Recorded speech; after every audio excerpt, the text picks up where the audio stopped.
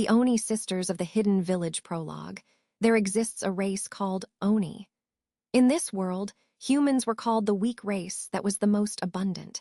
In this world, demi-humans were called the race that was powerful to make up for the lack of numbers they had in comparison to people. Onis and humans looked like two peas in a pod with their appearances, but they were unmistakably true demi-humans. They had the best body and mental strength for demi-humans, and they earned the title as the world's strongest race. Should an Oni clan's warrior appear on the battlefield, they'd wipe out thousands of soldiers.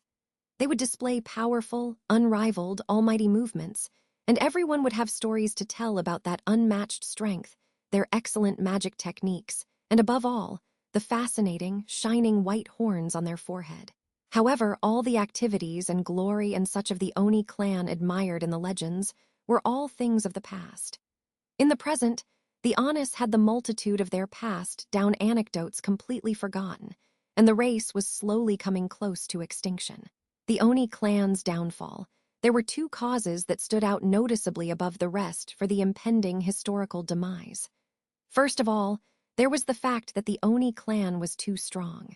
For many people, the Oni clan's power that overwhelmed other races became something to fear and drive out. To put it appropriately, for the people afraid of the return of the Witch of Envy, it seemed really close to how the elves became persecuted. Similarly, it said that in ancient times there was also a similar type of rejection towards giants. Ironically enough, the Oni clan's unrivaled power people found out about became the cause of other races making them their enemy. And then there was the second cause, the Oni clan's reproduction ability. Onis were strong as individuals, but on the other hand, their ability to bear children was remarkably poor, and they couldn't increase their numbers like other races could. The Oni clan population decreased rapidly as a result of that and the rejection from other races. They disappeared from the center stage of history, and they had to live in villages in the mountains. And so, even after that, the Oni clan's numbers continued to decrease slowly. The destruction of the Oni clan's final village was also now in front of their eyes. Stranger. They're twins. The midwife lifts the blood-stained baby, and she said that as her sweaty cheeks stiffened up. The hoarse, tired speaking of the old woman makes everyone at that place open their eyes wide all at once. Meanwhile, what resounded throughout the gathering was the first cry of a baby that had just came out of her mother's womb. The twins born on this day were new life the Oni clan was looking forward to. The one who raised her voice and cried very loudly was the younger sister. The older sister had already been picked up and lain on a white, clean cloth. She didn't cry, but she opened her eyes. She looks around the assembly hall with her light pink eyes, and lastly she stared at her little sister that was just born. Stranger. Twins, they're twins, meaning that? The old woman who continued to hold on to the born twins repeats herself in a hoarse voice to make sure this was the reality. That voice did not have the color of joy. It had only shock and acute sadness. And everyone in this place felt the same way as the old woman, no exceptions. Stranger. To think that you'd get pregnant with twins on this opportunity. You've done something unbelievably foolish, Temmie. Temmie. Eep. Inside the room ruled by surprise and sorrow, the one person who shook in anger was a gray-haired old man. The old but muscular man shouts at the woman out of breath next to the midwife. The woman that had just gave birth stiffens her pale face, and she shrieked at that angry voice. Quark. Chief Setanta, Temmie, my wife has done nothing wrong, my wife. Setanta. Be quiet, Quark, do you even understand? Are you even aware of just how many expectations we had in you and Temmie? If you are, then keep your mouth shut. Quark. Gulp, Setanta. Chica, hand me the baby. The husband, whose wife got shouted at, stood up, but a gray elder silences them in anger. The gray elder goes towards the assembly hall room, and he stretched his arms towards the old woman who was holding onto the baby that was still crying. Midwife, chief, these children are... Setanta. There are no exceptions to the law. No matter what anyone says, that's final. The gray elder's firm attitude makes the old woman lose her breath, and after that, she looked down at the baby in her chest. She gazes at the light pink eyes of the baby who wouldn't cry, and the old woman holds out that baby to the gray elder. Temmie. Chief S. Senta, please have mercy. The twins' mother begs for mercy from the gray elder while she sprawled on the futon wet with blood. However, the gray elder ignored those words, and he placed the baby he was given next to the one that was born first. The newborn twin sisters, the quiet older sister and the crying younger sister. The gray elder looks towards the younger sister's forehead, and he said, "Satanta, one horn they are cursed children after all." What protruded from the crying baby's forehead was a bump that was white and the size an adult's pinky. It was an organ unique to the Oni clan, and also proof that she was an Oni. It was a horn. Of course, everyone in this place had a horn. However, everyone had two of them. Satanta, the horns were divided and the twins were born lacking a horn. To think that I'd come across cursed children in my generation. Temmie, Chief, can't you have some mercy? To us, to this village, these are babies we've been waiting for. Satanta, quit it. There will be no mercy. There are no exceptions to the law, even if that means going into ruins as a result of protecting the law. Bending the law is unforgivable. The gray elder covered up the twins' fathers, shouting with a louder, angry voice.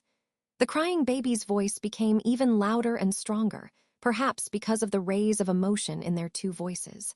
The gray elder faces the wall to shake off the baby's crying that filled the whole gathering, and he picked up the long sword that hung. It was a broken-edged piece of iron, and it was used for rituals. Satanta, cursed children shall not live. If they're going to live disgraceful lives hornless, then the only way to show sympathy is cutting off that path right now when they've just been born. Temmie, my children. Seeing the white older facing the twins with a long sword makes their gasping mother let out a heartbreaking voice. That sound causes pain to run across the gray elder's profile, and when the gray elder blocked her vision with his own back, he said, Satanta, cover Temmie's eyes and ears. It'll scar her. He was going to kill that child in front of the mother.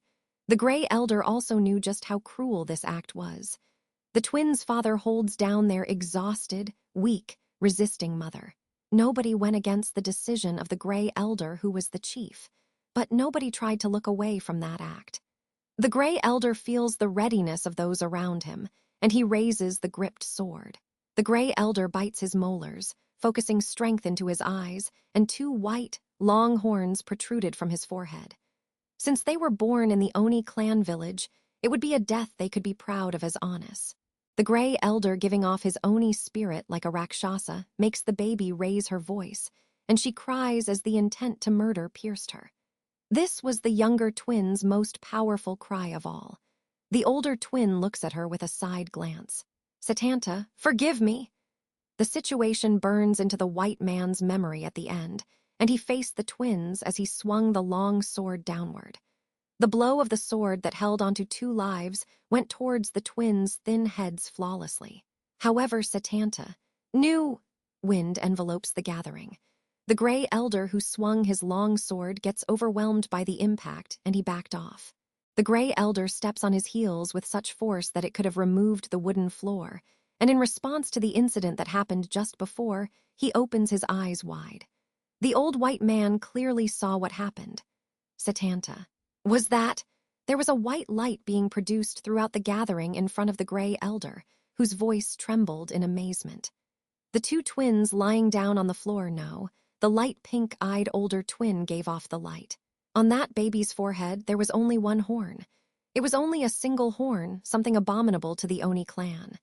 It was proof of being damaged, a symbol of being incomplete, an absence that defiled pride, the lack of a horn. And yet nobody could speak. They were all fascinated by that older twin's white horn. That was the beautiful, powerful, robust, and prideful proof of an Oni. The Oni clan valued their pride and strength more than anything. That made the Oni clan what it was today. That's exactly why everyone in the gathering hung their heads and kneeled. The gray elder, old woman, and the twins' father and mother were no exceptions. All the Honest at that place kneeled as they submitted to the newly born peak of pride and strength. This was the day when the Oni clan, which had their slow destruction right before their eyes, witnessed the birth of the final Oni god. The Oni clan felt like it was their last hope, and also the last path to glory. However, that was stranger.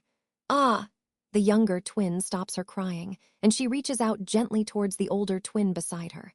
The older twin looks at her younger sister's held-out hand with squinted eyes. While surging enormous power from the sprouted horn on her forehead, the older twin intertwines her fingers with the fingers of her other half. The Oni clan's hope, the arrival of a new Oni god, all those circumstances of the surrounding adults were nothing but trivial things to these girls who were brought into this world as twins.